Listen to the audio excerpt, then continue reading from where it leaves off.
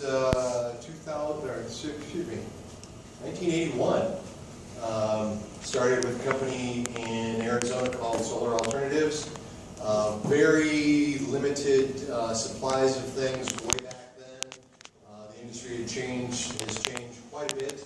That was during the first tax credits, which were a lot different, a lot less organized than today's tax credits, and I'm assuming that's why they are better organized now, is because that was latent with, these aren't my terms, bozos and shysters, where people were coming in and the slick talking white shoots salespeople and, you know, high pressure sales and things like that. This is not a sales pitch. I have purposely deleted as many brands and all that good stuff. This is about building, or this first class is about building science and what the low-hanging fruit is. What is easy for anybody that may be building a house or a building, doesn't matter, to do a few things that will help reduce the energy cost, but more importantly, next slide. This is nightfall. This one here. Building a more comfortable, durable, healthier, and quieter. And just an added bonus, that added bonus is energy efficiency. A lot of people could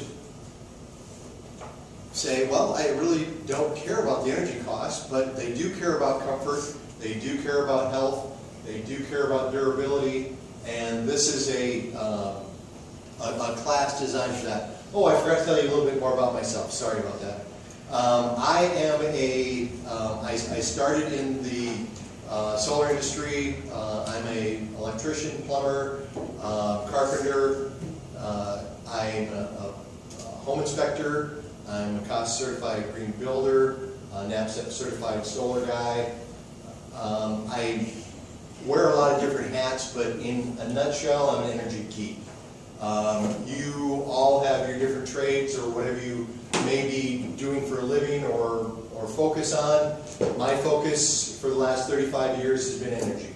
And so I'm not saying I know more than you do. I know about specific things.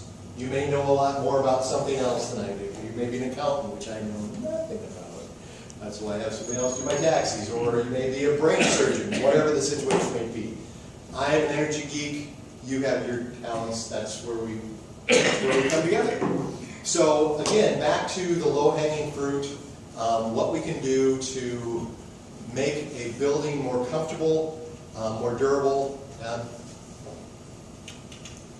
Education is the most powerful weapon that we can use to change the world, and that's really what this is.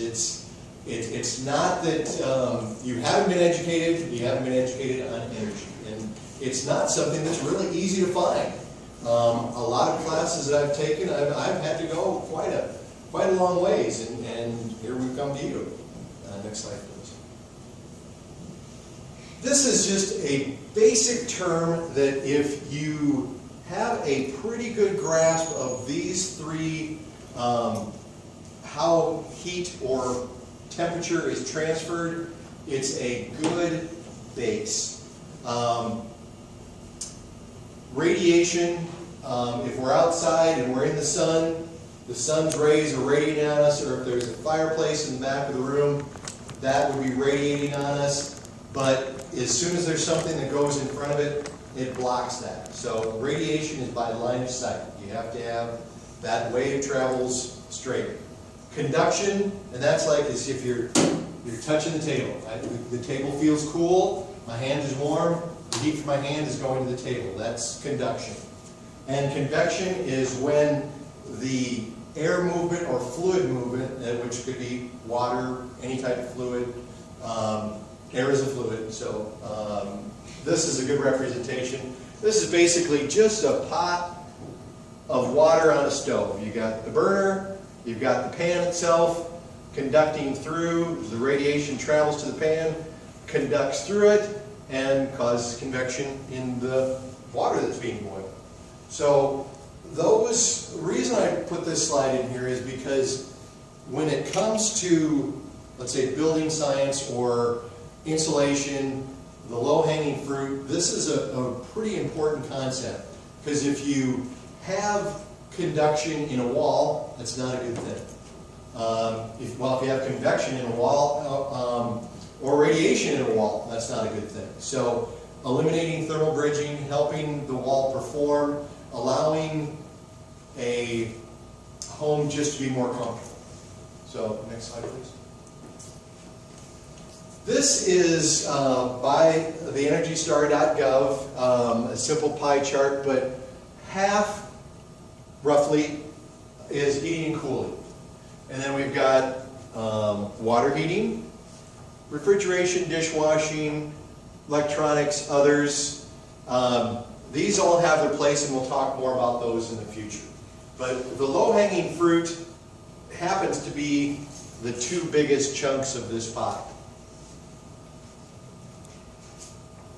Again. Reducing consumption, and that's basically changing your habits. That's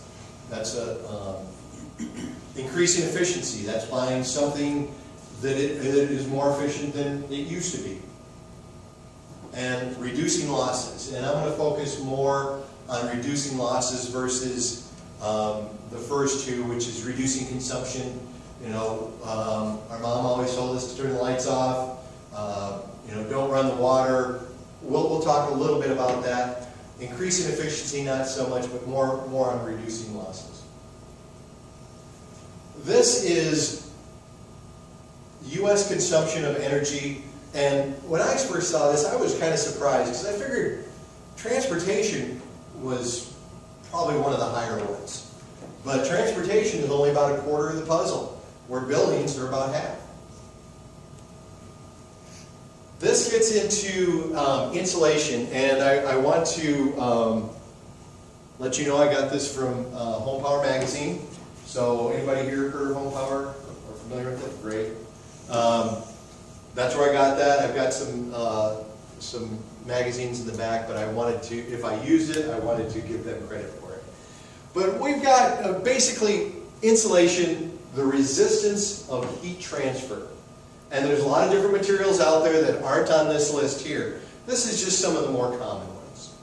So, and one of the things we'll talk about in the next half an hour, 45 minutes is thermal barriers, air barriers, and moisture barriers. These are not all the same. They perform differently. Some do all three, some do one. It really depends on the product or the material. So let's just start off at the top, fiberglass. Loose fill fiberglass. We've also got rock wool, which you don't see a whole lot anymore, and cellulose. Those are loose fill materials, generally blown in, and they come in a bag, and you get them at your local building supplies or whatever. And they have they're rated as a certain R value per inch. So if you have 1 inch, that's what the R value or its resistance to heat transfer would be. Then we have bats, and other day somebody asked me what is a bat? It's the blankets that you see. A lot of them, they may have a paper face or foil face, which you don't see very much anymore, or a plastic face, but it's an actual sheet of insulation that would go in a wall cavity typically. And those also are rated in R values. We have then rigid board, liquid foam, and other materials. Rigid board, your EPS, which is expanded polystyrene, extruded polystyrene, and polyisocyanurate are probably by far the three largest board insulations you're going to see. And there really isn't one better product here. You're not going to just build your house with one of these products. You may use several in different locations depending on what your needs are.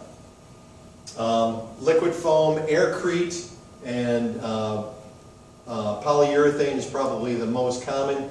Aircrete, I've done some research on that.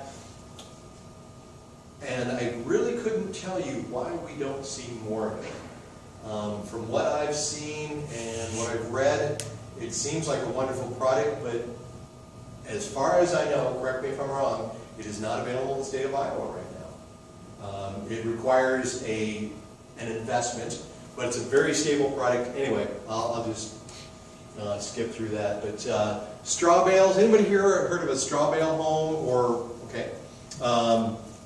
Straw, clay, SIPs, structurally insulated panels. They basically come, the wall's pre-done. Insulated, ICF stands for insulated concrete forms. And basically what those are, they're foam on the outside, foam on the inside, and you use these blocks as your building.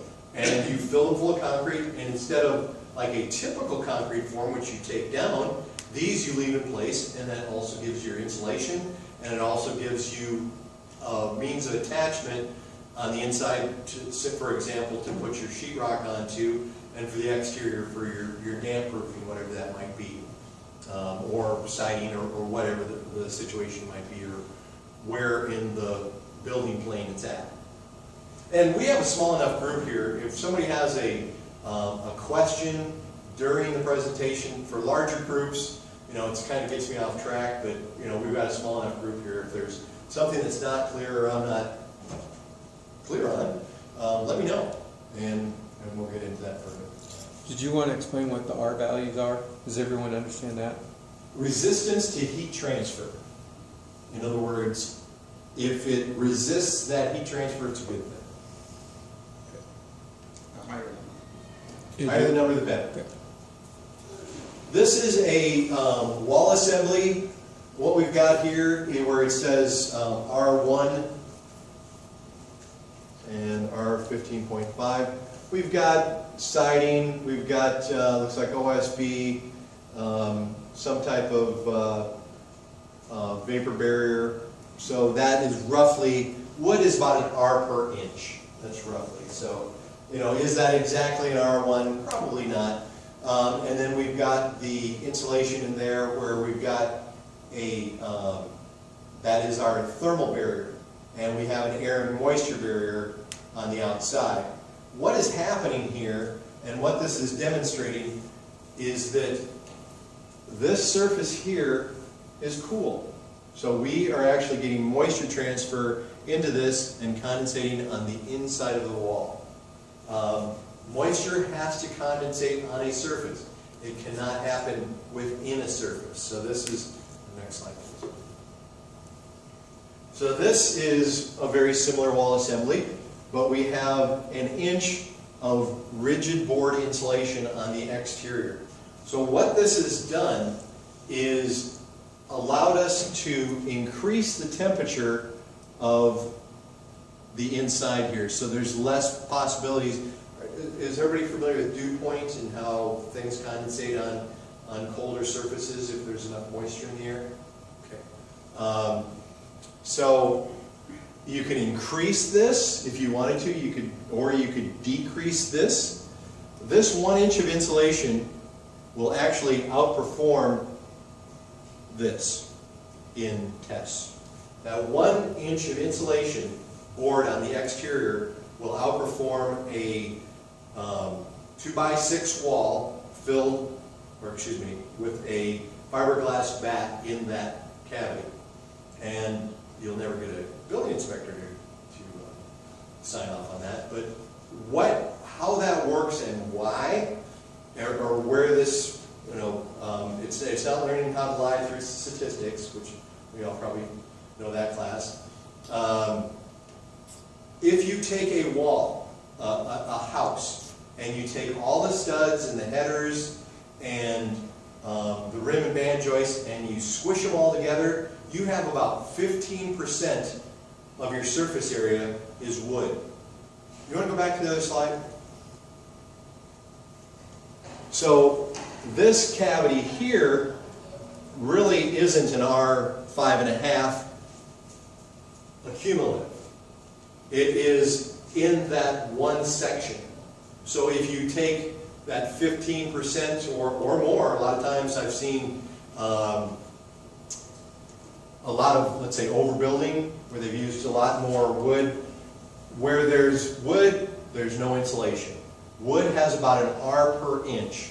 So a 2x6, which is actually 5.5 inches, would be an R 5.5, just for that wood. So what's happening there is it's conducting.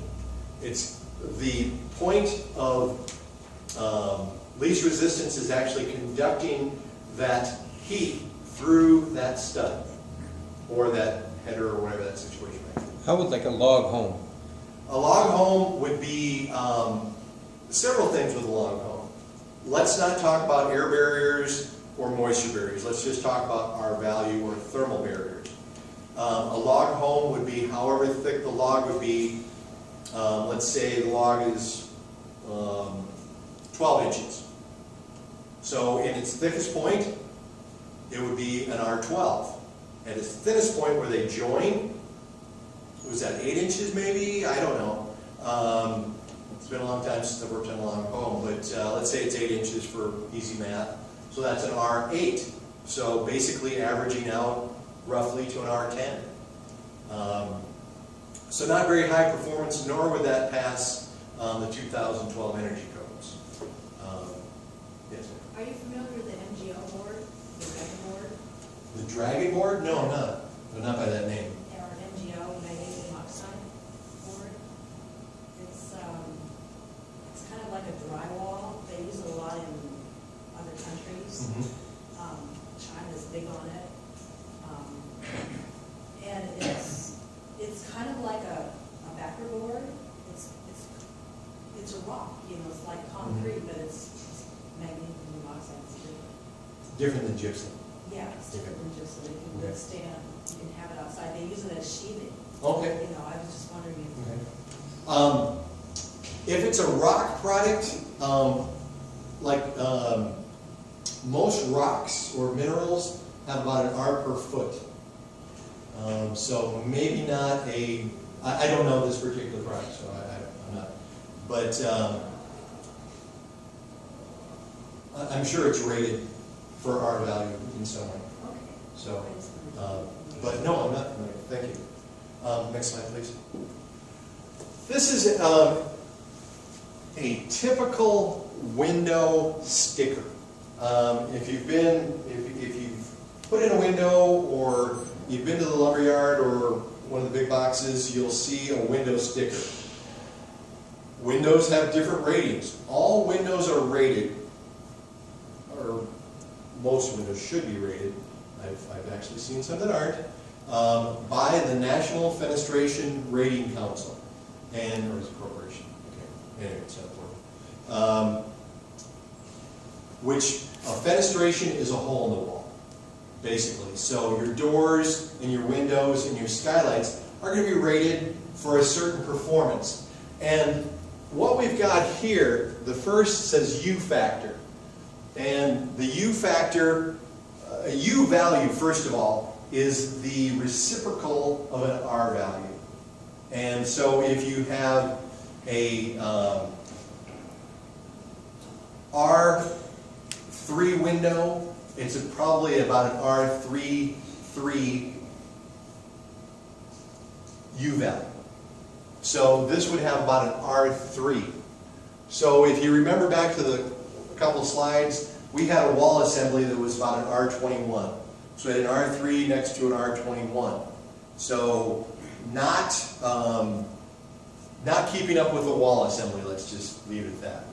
And we'll get more into the U factor a little bit. Solar heat gain coefficient.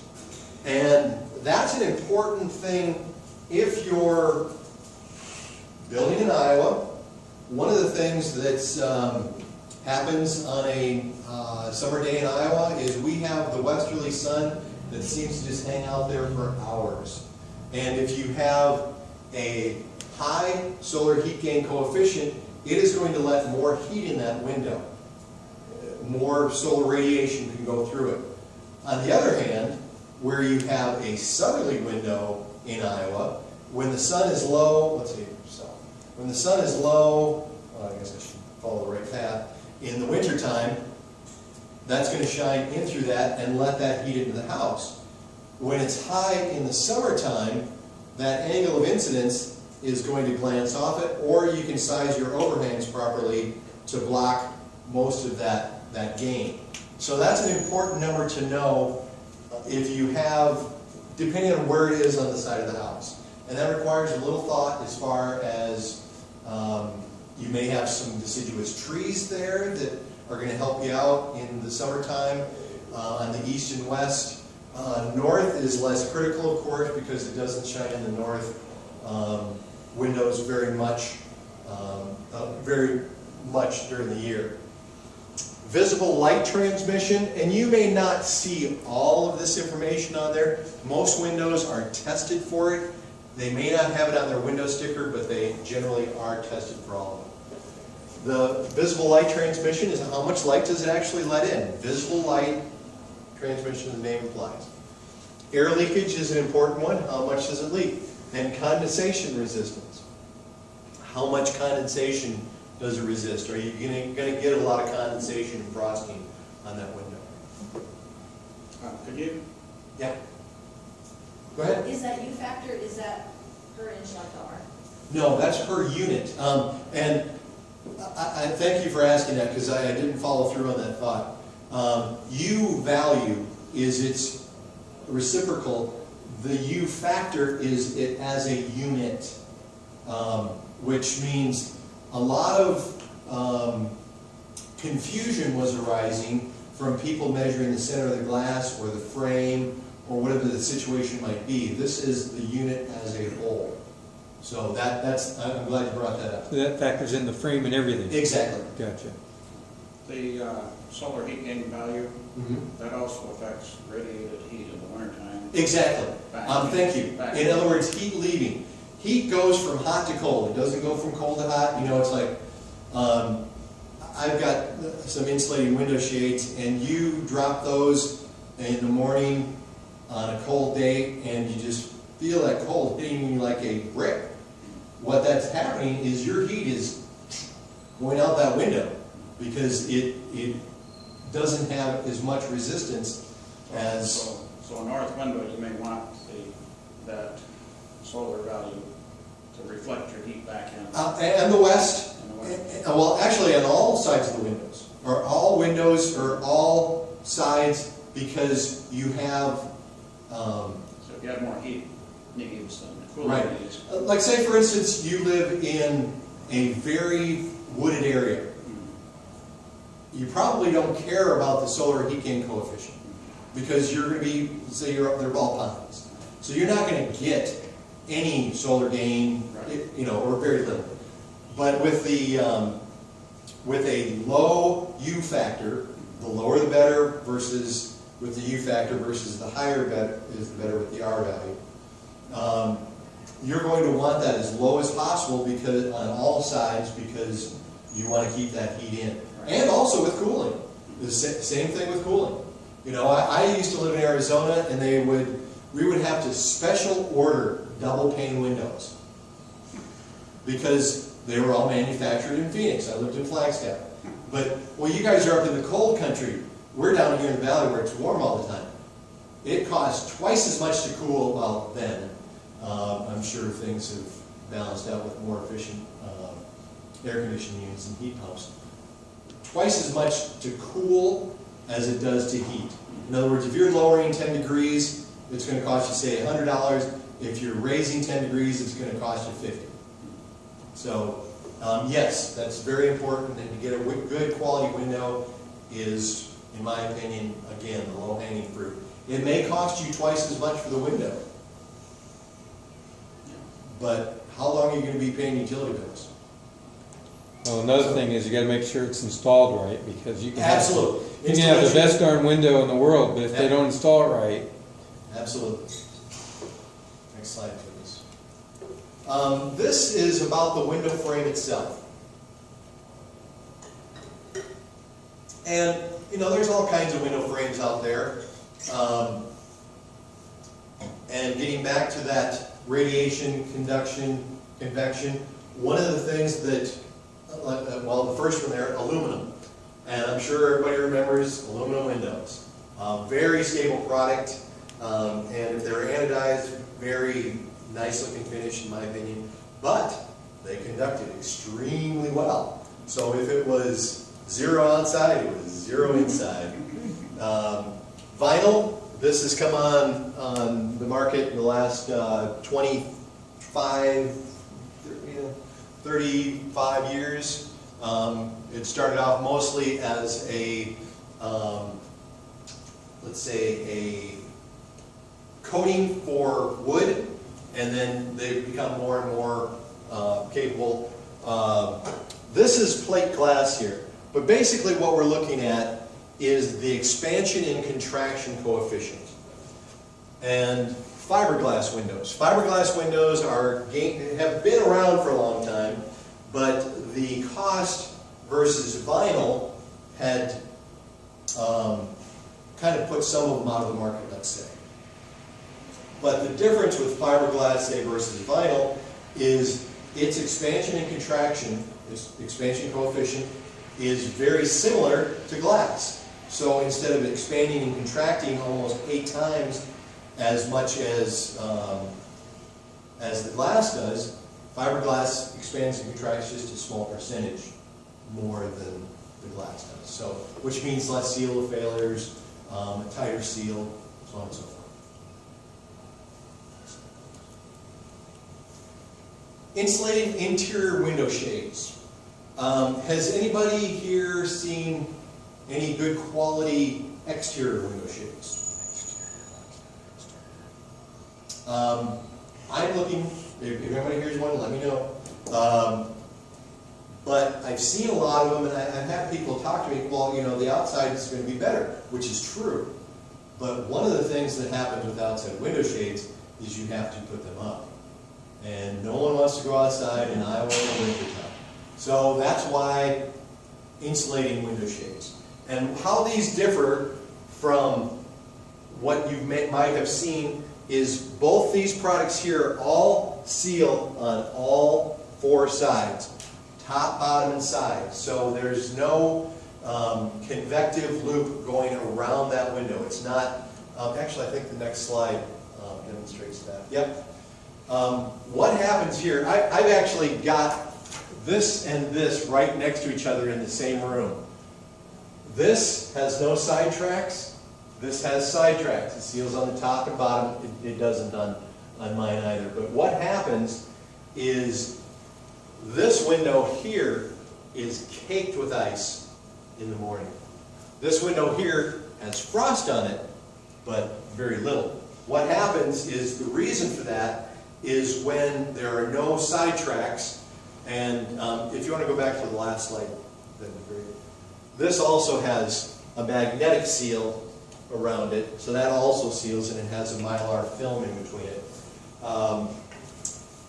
Is you get that constant washing or that constant convection going over that window and building up ice. As soon as that frosts, it gets a new layer of air coming through because cold air falls. It's heavier, so it washes the warm air past again, which is full of moisture, and another layer, and another layer. I mean, we can't, of course, see that happening because I suppose we could with the right equipment, but I don't have that. That's why the seals are different than without the seals. So if you want to go to the back to the next slide. This is no window covering without seals and with seals. This is a thermal imaging camera. Is anybody familiar with those? Basically what they're doing is allowing you to see the heat. So that's what's going on there. Basically what it means in English is you get better performance with the side tracks or the perimeter seals than without it. Indoor air quality. This is from ASHRAE, and it's basically what we've got here. We've got the car in the garage. We've got solvents. We've got the bathroom here, which can be moisture is a big one for indoor air quality. we've got our linens and our refrigerator and our cooking, and our water heater here with the chimney. So, next slide. Just kind of some comment. So what I'm going to talk about here is, well, there's basically a few strategies: eliminating, sealing, ventilating, and filtering. Eliminating would be don't store gasoline in your house, or having a good quality exhaust fan in the bathroom, getting that moisture out. Sealing, having that proper sealing between the garage and the living space. Or if you're in an area that you have a good quality window that seals well. Ventilation, we'll get into more of that, and then filtration, that's pretty straightforward. There's a number of filters on the market. They do a lot of different things. And we could spend a lot of time, literally days, on any of these subjects. On that filtering thing, when you get those real good ones that filter out all the stuff, all the allergens and stuff like that, they advertise on it that, hey, it's going to be good for 3 months. That's a really bad thing to leave it in there for that long, because then you cut your circulation of your air through your system. It's actually really bad for so they're marketing that wrong. You should change your filter on a monthly basis, because otherwise you can actually do damage to your heating system, heating and cooling system. Right. And one of the reasons they try to say that is because those filters are very expensive. Yeah, the replacement cartridges for those. So just on a caveat on the filtration, I recommend washable filters. Yeah. There's a lot of good ones out there. Some are better than others, but those are also, they have ratings that you can look up what type of particulates they take out. There are some that, like a basic furnace filter, those fiberglass ones, they'll stop cat hair. They won't stop anything else, but but they'll take out the large chunks. But you don't have to change very often because they don't stop much. If you have allergies or anything like that, they really don't do anything for you. They will keep the dust out of the fan. Go to the next slide. ERVs and HRVs, the lung of the home. And pretty simple concept here. Basically, instead of an exhaust fan and bringing outside air in, we've put a heat exchanger in between that. HRV means heat recovery ventilator. ERV means energy recovery ventilator. And most manufacturers have a generic where one is used and not the other. It really is more of a personal or specific need. In other words, if you have 6 kids and a bunch of houseplants, you may want an ERV in Iowa because you want to get rid of, an HRV would be perfect for you because it's getting rid of most of that moisture in the wintertime. Like say if it's 2 people in the household and there are very few houseplants and no pets, an HRV might over dry things. So an ERV would also let some of that air transfer. So basically we've got stale air from the home, which would mean for your kitchen, bathrooms. Stale meaning excessive moisture or just not fresh. So it's going out and it's giving that heat up to this core. Then the fresh air coming in is going through this core, coming in and giving up the heat. Basically what it's doing is taking the stale air out, passing it by a heat exchanger with the fresh air, and it gives up that heat to the fresh air coming in. So it's not coming in at, what was this winter? I don't even know what we had for lows. It was cold. So, any questions on that? I know I'm just hitting on this stuff very briefly. Is that like a do all HVAC systems have those? And I'm glad you asked that. That's a great question. HVAC, and everybody understands that. Heating, ventilation, and air conditioning. That's 3 things, not one. Most people think of it as one thing. You have heating, you have ventilation, and you have air conditioning. Are they done? Could the heating be, say, done with a ground source heat pump and heating and cooling, but it's still not maybe ventilating? You could bring in fresh air. There's lots of different ways to do this, and it is a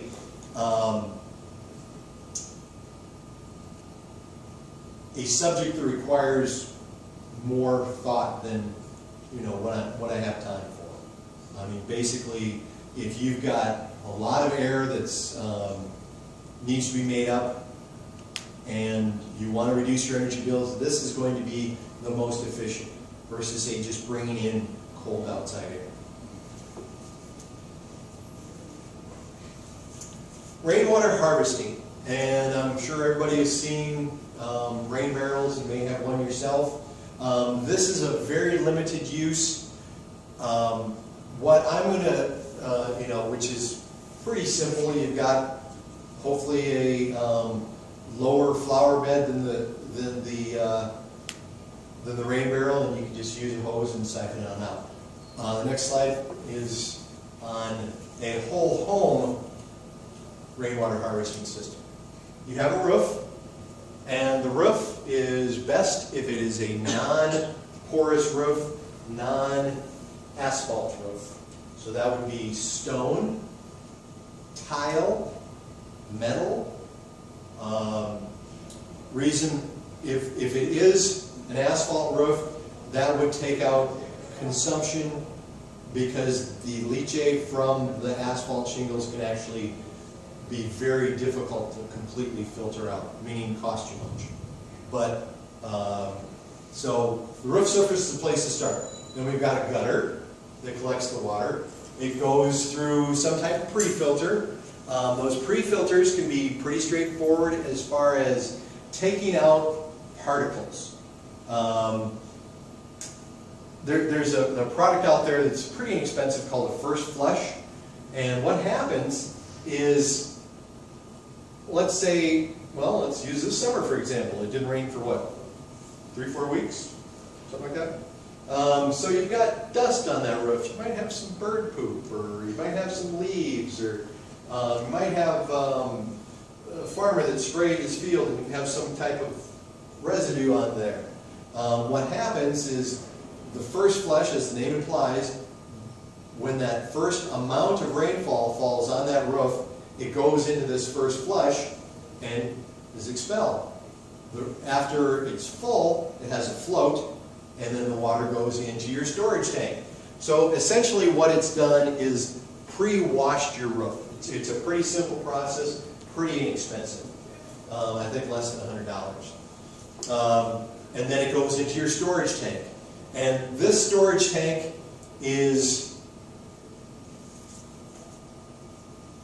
sized accordingly to the size of your roof and your location. In this neck of the woods, we have roughly 37, 38 inches of precipitation, which includes snow, annually a year. They've been measuring this for a long time, so it's not, it of course is averages, and that can change, 15, 20% in one year to the next. So With climate change, how does that? I don't know. What I always wondered, because I think what happens more often is swings. In other words, instead of the rain, once a week having a quarter of an inch, you get 1 inch every 4 weeks. But I don't know if it actually has changed the amount of precipitation. I'm not a climatologist. I just wondered if you had that data. So pretty straightforward. So we've gone into the tank. Then when the house calls for water, there is a pump goes into the house and is filtered. So rainwater is naturally soft. You're not going to have the minerals that you would say in a well. So it's going to be less. You're not going to get a water softener, but you will need some type of filter. And to get rainwater into better than city standards of drinking water is actually very reasonable as far as cost. So what that means is you would have some type of filter system if you wanted to consume that as drinking water. If you're just going to say use it as outside irrigation, you may have it as you may have a large garden that you want water for and you don't want to pay the water bill, or you want to use rainwater for many reasons. You wouldn't need a lot of those extra components. You probably wouldn't need to bury it also. But in Iowa, you do need to bury your water tank because it will freeze if you don't. The standards of drinking water are pretty easy to accomplish. And again, that's a subject we could get into a lot of detail on as far as different types of filters, different products, and the quality of water at the end. But the bottom line is I think we will see a lot more of this. If you take a gallon jug of water and you take one drop of that out of that, that represents the amount of drinking water, good quality drinking water, that's available on the planet. So a gallon jug, you take one drop, that's the drinking water. So there's not an infinite supply of drinking water. And one of the things that, I enjoy toilets that flush. I've been around toilets that didn't flush. They're not really my cup of tea. But I don't like the idea of flushing that toilet with quality drinking water. And we have had and we have been blessed with quality drinking water. And in my opinion, if we don't curb our consumption, we may not have that readily available. When you say that one drop in the gallon, is that the water that's like that we mine, that we extract? That is available, in other words, in the aquifers in the ground. Okay, so water harvesting, rainwater harvesting is drinkable water, and that's like an inexhaustible supply. It is. Okay, so if people get converted to that idea rather than extracting their drinking water, then And hopefully rainwater extraction is an inexhaustible supply. And which means I don't know the science well enough to know if we can change that. I don't know. Yes. How much would a system like that cost? What you have there, what would that? What kind of an investment would that be? So let's subtract the roof and the gutters. Yes. Because we generally have those. The tanks really depend on the size. Well, actually, you can invest $6,000. You can invest $60,000, depending on what you want to do. Well, you can't subtract the roof because the roof is really important. The material of the roof. Right.